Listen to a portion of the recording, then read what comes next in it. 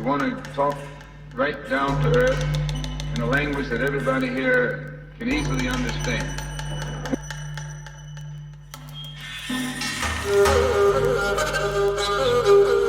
The chance of your being hurt by an atomic bomb is slight. You must know how to protect yourself.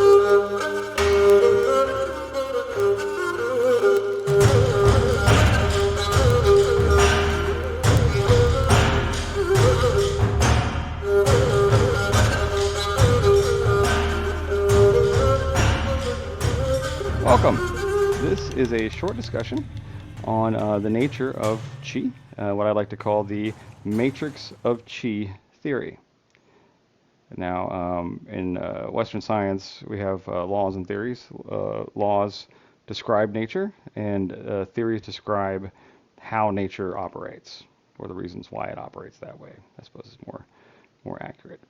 So this matrix of Qi theory is my attempt to explain to you what Qi means in a realistic and useful context.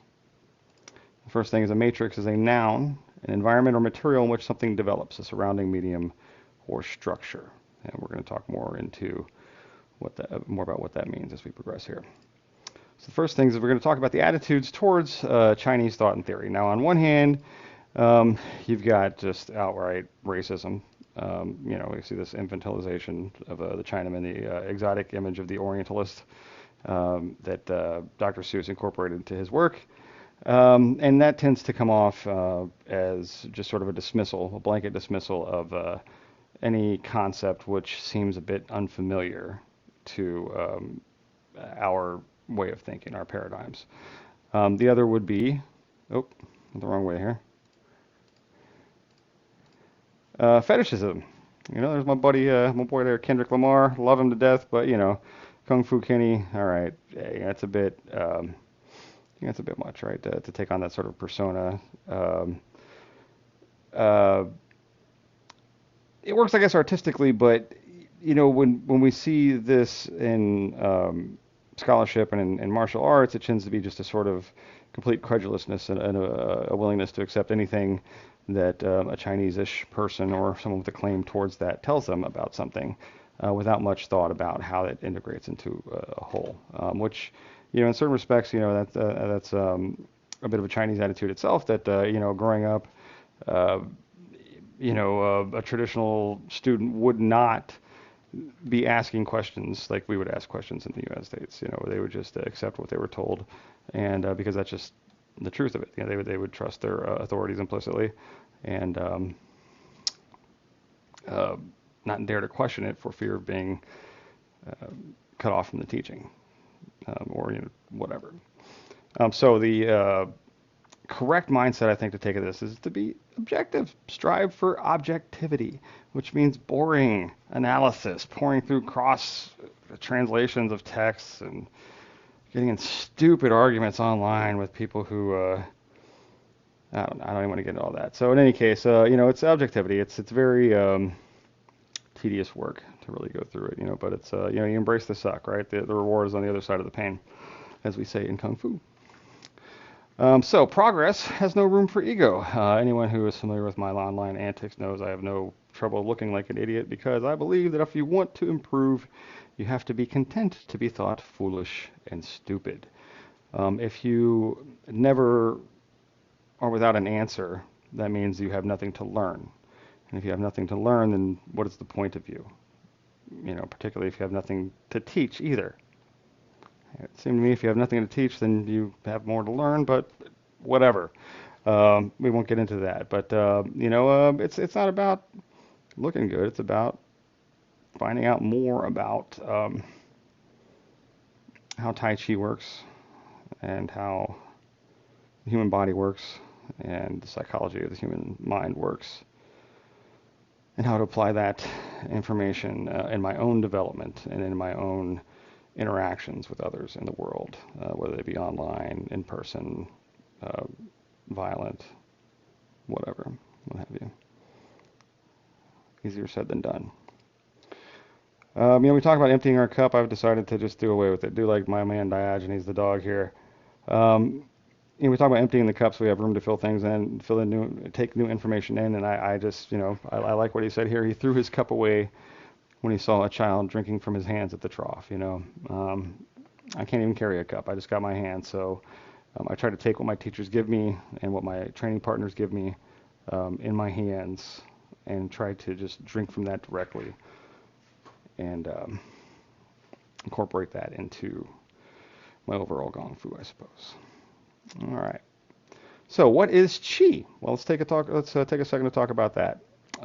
First off, is it energy? Is it air? Breath, right? Is it the force? Like, can we move things with our minds? Breath, okay, I said that. And what was the last one I had here? Vitality. All right, is it these things? Well, yes and no. Although we can kind of refer to these things obliquely using the term Qi. When we talk about Qi, it doesn't necessarily mean any one of these things in any particular way. It's a very sort of nebulous concept like that, but hopefully we're going to break it down a little bit. That's going to make sense. There is no directly equivalent concept in Western thought or vocabulary. Just throw it all out. There's some other things that kind of combine together, and we'll talk about that there's some other similar concepts. But there is no singular cohesive concept of Qi in English. But that's fine, right? Because, it's English. It doesn't matter, right? Oh, where'd it go? That's coming up later. I got a slide. It's out of place, I suppose. But can I move that now? No, I can't. Oh, whatever. Anyhow, so it's English. Doesn't matter. We'll get to that in a second. So what we got to do, oftentimes the problem we run into with this is that, we get into the translation, and yes, air or gas is a translation of Qi. Okay, so then we talk about, heaven Qi, and they think, well, is that air? No. Okay, well, what about the Qi that we use to hit somebody with and to power our Jin in Tai Chi? Is that the same? Is that just air? Is that energy? Is that the force? Am I going to be able to lift a chair from across the room without touching it? From breathing? It gets very muddled because they have all these different definitions for this word, and if we approach it from the stance of, okay, this is this word, then when we see this word again in other contexts, we think that it's the same thing, and it's very confusing for someone who isn't really cognizant of the differences there. So we can't just translate, right? We have to transpose the ideas.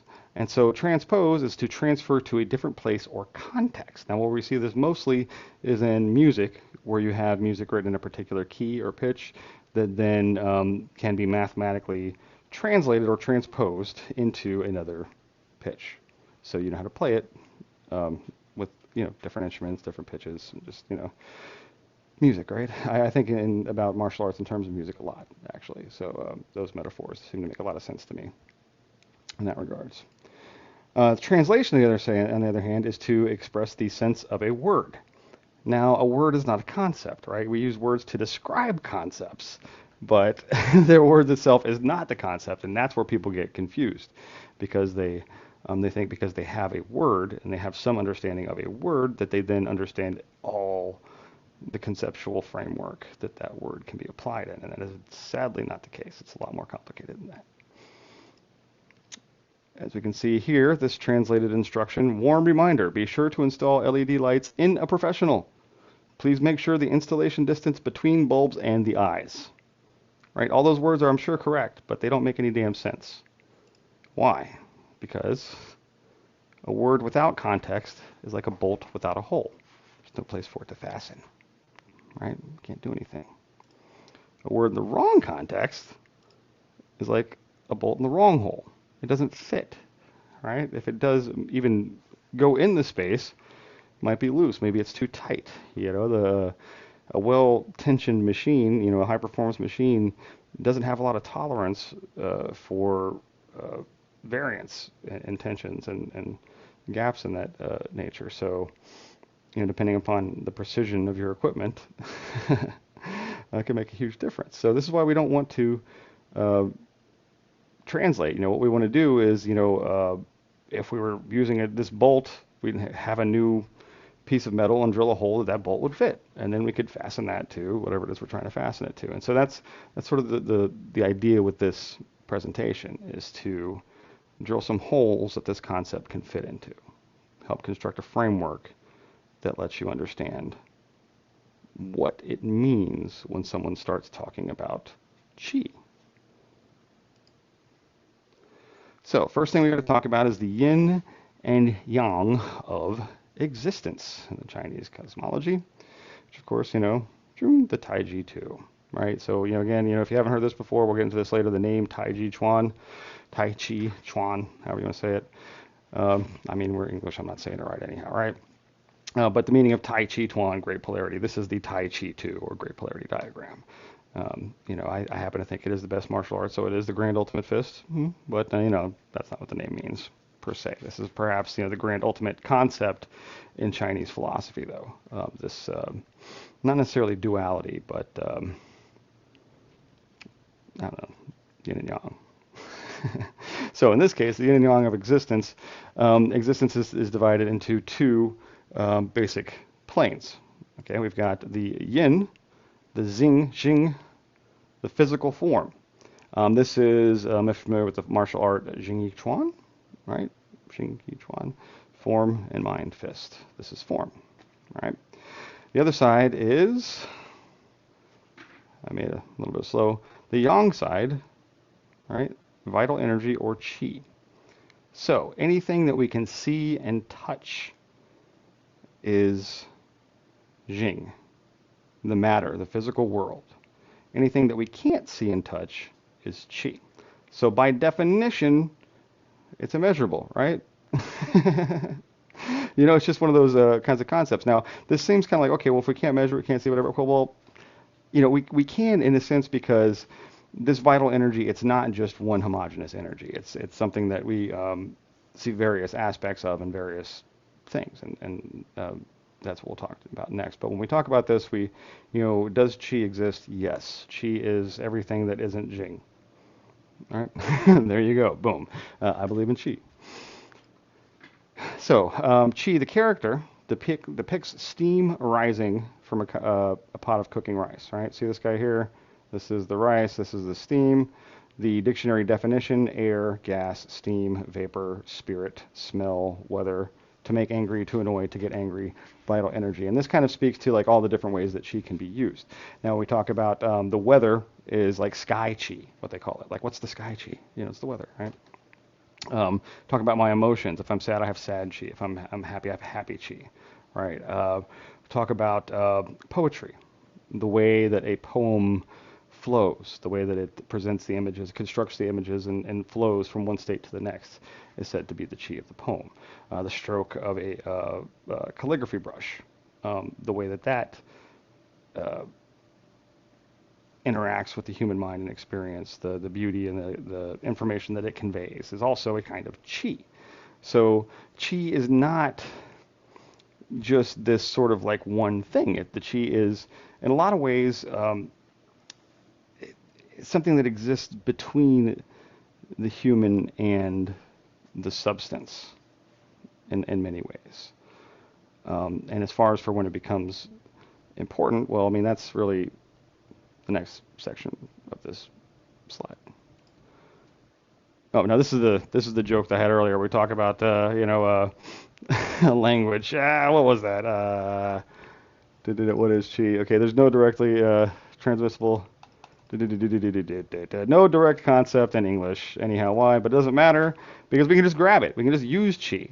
I had a wildly stodgy Latin prof at Dartmouth who'd wave away. Thank you, Nick, by the way. Sloth, Rop Smith, you big ups. Who'd wave away grammarian stuff like this. Pedantry, bullshit. This is English, the shower drain of languages. Entrepreneur and Schadenfreude words. Set has 35 definitions. Intelligibility is the only rule. Do as you please. And so that's what we're trying to do here, is that it doesn't matter we don't have an English word for qi, right?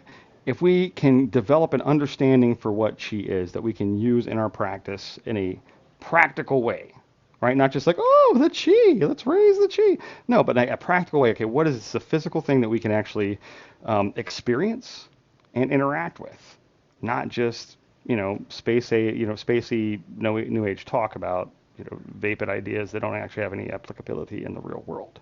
We're talking about real world applicability. So, what do we need to make rice? The character for qi. All right, remember the relevance here is that we chose to represent qi by drawing a picture of steam coming off a pot of rice. So let's think about that. Chinese is a very suggestive sort of referential language.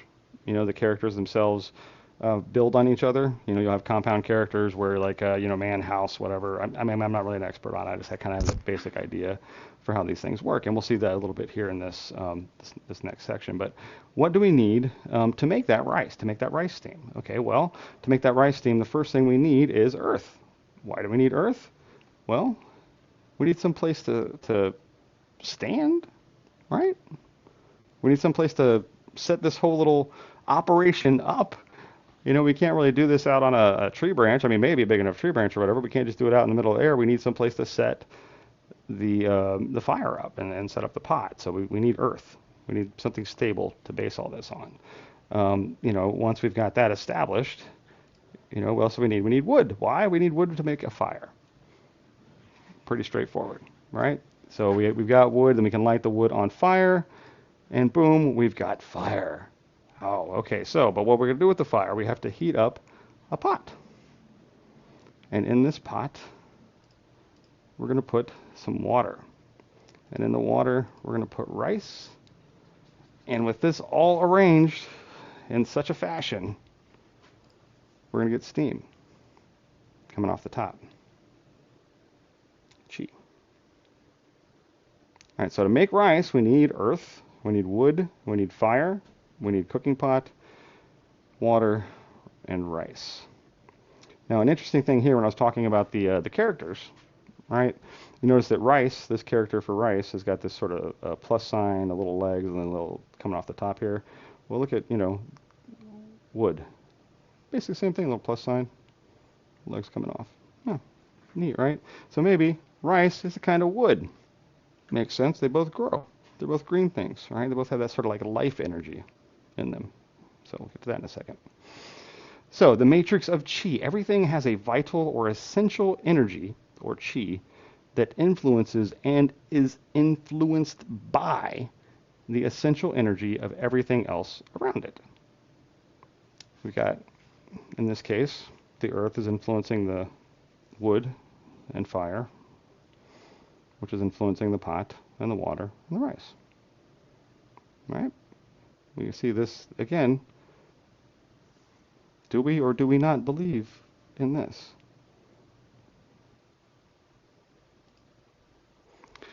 So, one of the things we need to look at in this qi is the 5 elements or phases. The character or nature of something's qi is categorized according to 5 elements. Now this note here, around 600 BC, the grain was a 6th element, but it was later dropped. And that's why, I want to notice that in the last slide, that the character for rice is so similar to the character for wood. That was initially, rice would have been the grain in that first 6 element configuration. Now we have 5. Never forget what they took from us. The elements themselves, now we tend to think of elements like, our periodic table of elements, an element is a particular substance that is forever, eternal, and unchanging. And that's kind of like the, aside from like nuclear fission or nuclear fusion, that's sort of the nature of an element, is that it is, eternal and indivisible. It can't get any smaller and still be itself.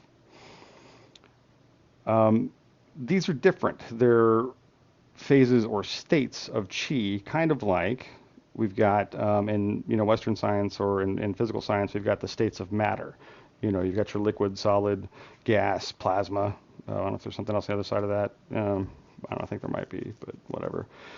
Same sort of thing here, but instead of that, we're talking about qi. And so the qi itself, it can be earth qi, water qi, fire qi, metal qi, or wood qi, basically.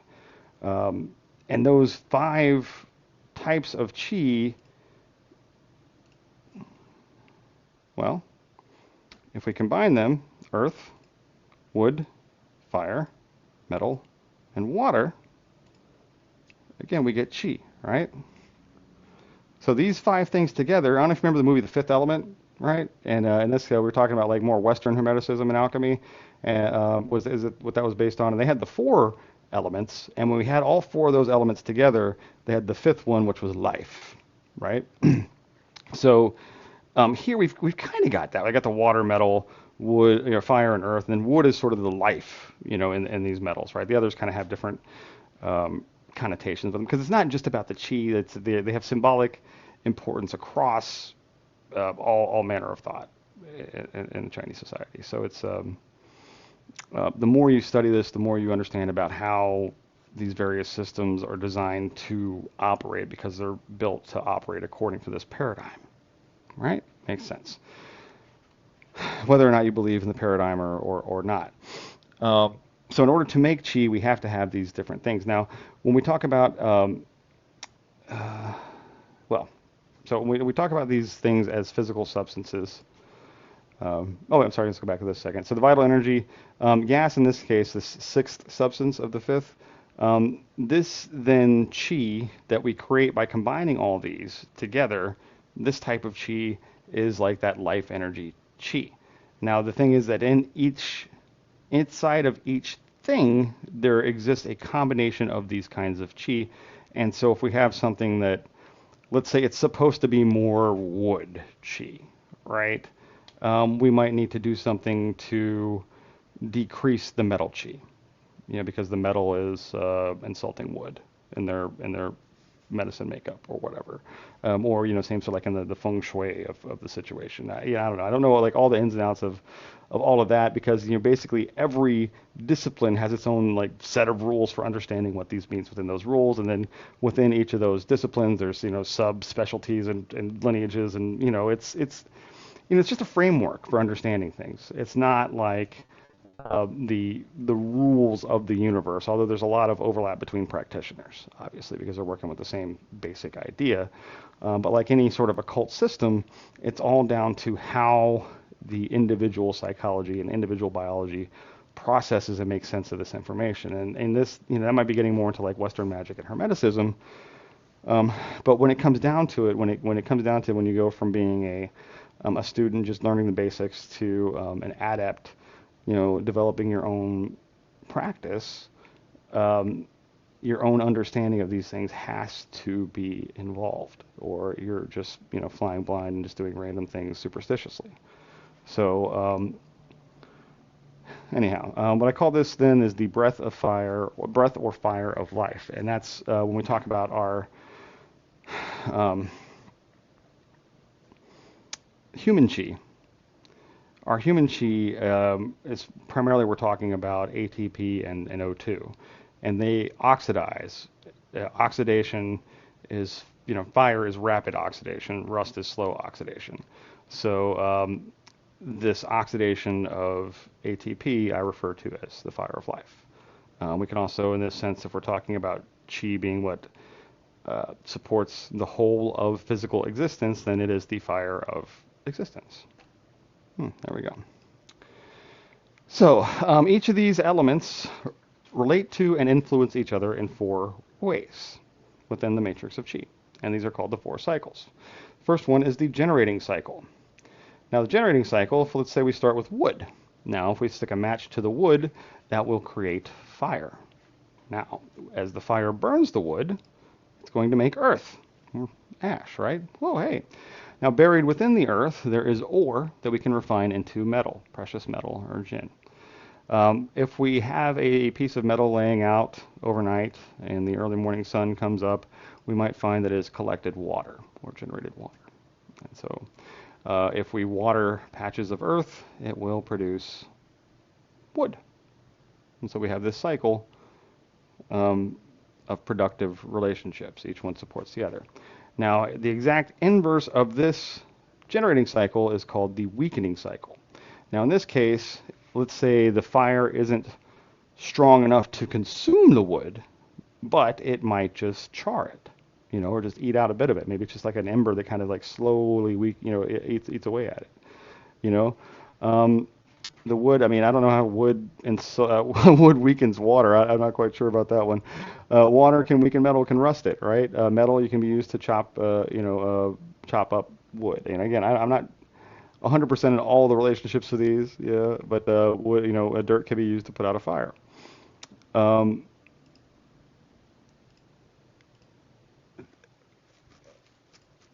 then we have the controlling cycle. Now, controlling cycle I understand a little bit better. Water puts out fire, right? Whereas earth can be used to smother the fire. Water destroys the fire, like it puts it out completely, right? It'll like soak it, nothing but steam coming up. Whereas earth, you can cover it, and you've still got like what do you call it? Embers, coals. That's how you cook pigs in some places. It's delicious stuff, barbacoa. Um, Metal can be controlled by fire. Use fire to melt down the ore to refine into the metal objects. Metal can be used to cut wood. Wood eats earth to grow, and earth soaks up. Earth soaks up water when water's on it. Now, the next cycle, this is a kind of messed up slide there. Look, I'm not a professional slide maker, is the insulting cycle. Now, the insulting cycle is if you just, put enough water into some wood, some dirt, it's going to loosen it up, and it's not going to be, dirt so much anymore. It's just going to be like, mud. It's insulted a little bit. It can turn into a mudslide. Now, if it's a mudslide, then it might, come down and knock down all the trees and fences and whatnot that were built up to hold it. A tree, if a tree is very hard, when you try to hit it with an axe, the axe might break because the axe is weaker. If there's a power differential here, then the axe might break. And then here, of course, we saw this with cooking the rice. The metal insults the fire. The fire is not sufficient to melt the metal, so it just absorbs the heat and transfers it onto the water so we can cook the rice, right? And of course, fire, if applied just right or too hot, if there's way more fire than there is water, then it can, insult the water. And so that's basically this cycle. By understanding these sort of relationships, if we understand the chi of something and how we would like the chi of something to be, we can apply a complementary or, generating, controlling, insulting, or weakening chi to the thing. Right? Makes sense. We just have to understand what those things are. As we just described, in the basic makeup, it's pretty simple: wood, fire, water. But when we get into more of the 10,000 things, as they say, then it starts to become a bit more abstract, And so we start understanding more about what these chi are, and we understand that, earth chi isn't just dirt, but it's stability. It's kind of spreading. It's a lateral sort of move. Fire isn't just, burning, it's rising, and water, the same token, isn't just cooling, it's falling. So we've got to just, by understanding what these chi mean, we can see what they are in various things. So why is this important? By understanding the chi of a thing, we can arrange it within the matrix of chi to do work for us, or to get the matrix of chi to do work for us, exactly. We can put the fire under the pot and cook the rice. That's arranging the thing in the matrix of chi, which is the totality of existence, right? The influence that things exert on each other that are near them. So, the natural order is dissipation or entropy, right? The heat death of the universe. Fire. If we just have a forest fire burning out of control, right? What's going on here? This is the form, a forest fire. Where's the energy? The energy is just going up into the air. It's not doing anything, doing anybody any good. Nothing at all, right? Heat flows up into the air. What else do we have? We have metal just sitting inside the earth, sitting there doing nothing. Water would seep down into the earth, if it's just sitting there. And we've already talked about this, right? What can we do? This is called, in the I Ching, hexagram 64, the final hexagram, oddly enough, is before completion, which is, this is fire, and this is water, these two trigrams. So fire over water is before completion, because the heat goes up into the air and the water goes down into the earth. The reversal of yin and yang or order, if we take our human mind and apply it to arranging things within the matrix of chi to do work for us, well then heat rises from the fire. If we pull the metal out of the earth and put it there, then it can catch the heat. It will insult the tiny fire by absorbing the heat. We put water on that, the metal will hold the water.